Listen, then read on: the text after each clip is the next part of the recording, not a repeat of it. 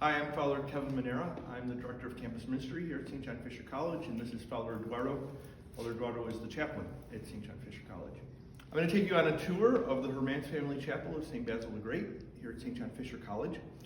So, to give you a little brief history, St. John Fisher College, from the earliest plans, there was a design to have a freestanding chapel on the college campus.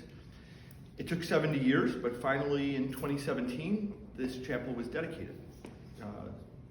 The earliest chapel in the college was a smaller chapel in Carney Hall. Eventually it moved over to the South Campus to a larger space, and then through a gift of the Hermance family, as well as many other people in the community, this chapel was built. So as you enter the chapel, you enter into this place called the Narthex. And the Narthex is where we have social gatherings.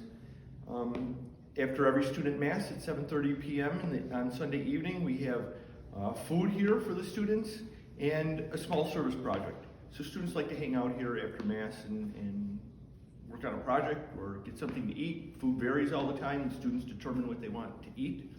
It's also a devotional space. We have a painting of Our Lady of Guadalupe. We also have two backlit stained glass windows, St. Joseph and St. John Fisher. And these came from Bishop Carney's private chapel, which was further down East Avenue. They're about 100 years old. They're very beautiful. We also have a framed tapestry of St. Mary Magdalene, and she's depicted as a young woman, about the same age the college students would be.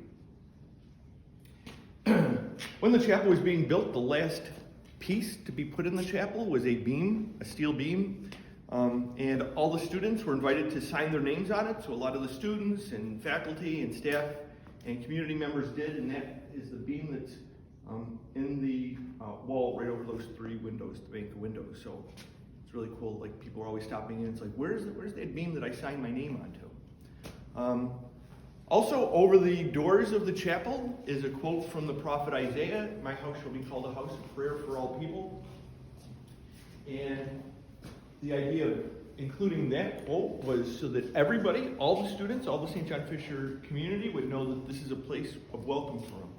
And throughout the day, what I find really heartening is the number of students who just stop in here to pray, to reflect, to do their homework, to take a nap, whatever it is, but they find this a very peaceful, calm place to escape sort of the rest of the hecticness of their lives. So, and the doors are always open. So we offer Mass here every day when the students are on campus, every Sunday around the year at 10 a.m., and when students are on campus, we also offer Mass at 7:30. We also have other types of interfaith and ecumenical services here as well. Because we enter the church community through baptism, as we enter this church, we have baptismal font is the first thing that we pass. Dip our hand into the holy water to remind ourselves of our baptism. The Easter candle is here. So many students have been gone through RCIA and been received into the church here. Some students have even been baptized here. Sometimes graduates bring their children back here to be baptized. The design of the chapel was meant to be a combination of both traditional and contemporary. Traditional, you have the high ceiling with the Gothic arches, but it's contemporary because no matter where you are, the way that the chapel is set up, you're not very far from the altar, so it creates a intimate feeling.